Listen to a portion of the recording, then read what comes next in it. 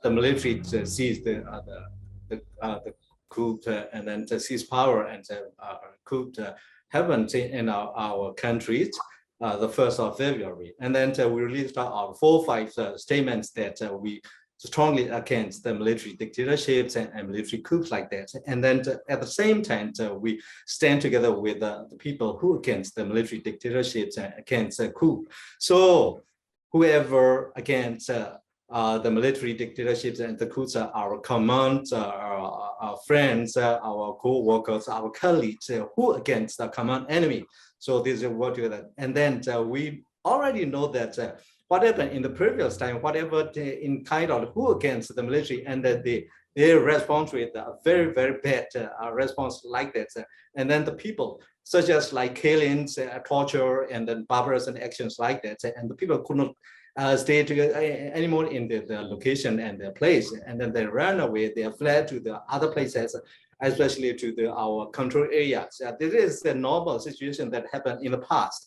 So this time also we assume that this kind of will happen in soon. Then as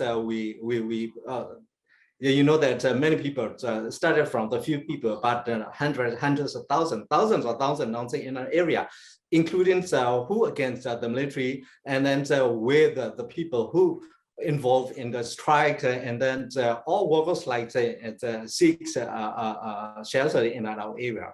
So this is we accept them on the humanitarian ground, on the humanitarian point of view. So this is because this is nothing to do with our military issue, nothing to do with security issue like that.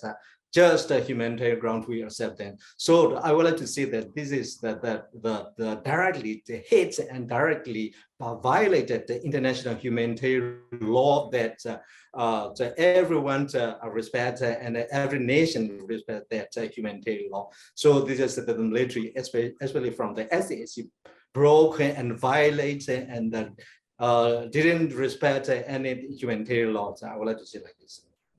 From the Burma Army troops, especially, they targeted to the civilian targets, heavy shelling to the populations, and that caused a lot of damage. And then the people fled into Thailand, and then also fled into the jungle. But this is very better for our people. We really need from the emergency needs like food and shelters and everything, the medicines, and then it is a cold season, and then they really need to have a kind of big them want, and then we really like to request to the international community that this is a very big issue for us at the time. Only can you alone couldn't shoulder this heavy burden, and then this is the things that we would like to send out this message to the international that please stretch out your hands and work together with us and to our people. For the moment, we can say that a humanitarian crisis happened in our area. Yes, since the fighting and the shelling to the people, and then the people fled away, started with a few people, but now hundreds and thousands in our area, not only in our area, but also across the border. And that is a follow-up with the humanitarian crisis, and not only our country, but also in Thailand. So this is a very bad situation that we facing now.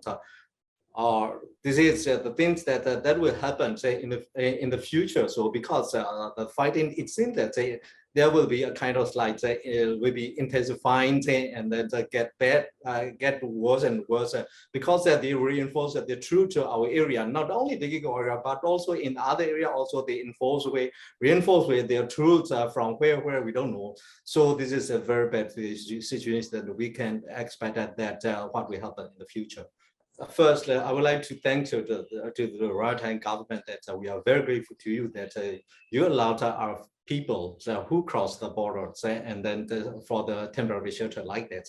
But that is a very big issue for us now. So almost the people in our side, also in the Thai tribes, we know that it's all about 10,000 of people, the displaced people now. So we request the Thai government that allowed the international community, international organizations, something like UNHCR, to take care also, especially for the humanitarian assistance, and also with the protection issue side like that. We very grateful to you that you done a great thing for our people for long the history, a long time of water, for several decades. We have a good friendship with our Thai people and Thai government. So this is the main things that I would like to say. And then one thing, urgent thing that I would like to request that now the fighting happens. It seems like it's keep continued in other areas, and then more and more the people will cross the border. And then please do not force back our people until the situations comes and get back to the normal situation. This is the one thing that we would like to request the Thai government. Because based on experience in the past, in the summer times in Brigade Number 5 area, when the fighting happened, the fighting erupted with our troops and the Burmese, the SAC troops, then the military retaliated with airstrike to the, especially directly, intentionally to the civilian target. So this is not a military target. So this is a very bad, the consequence of thousands of people are displaced in the jungle and also across the border like that. See, very bad our experience that it is a kind of a possibility that will happen in this area, because before that there's a lot of reconnaissance, and then the several of the flight and the flying in the air like that. Also, this is a sign that airstrike will happen when the fighting happens in that area. So we would like to request the international, especially the UN, to take initiative for calling emergency meetings and set up the no-fly zone in these areas. That will be good for our people, for the protection of people. Our country now, it is heading to a failed state.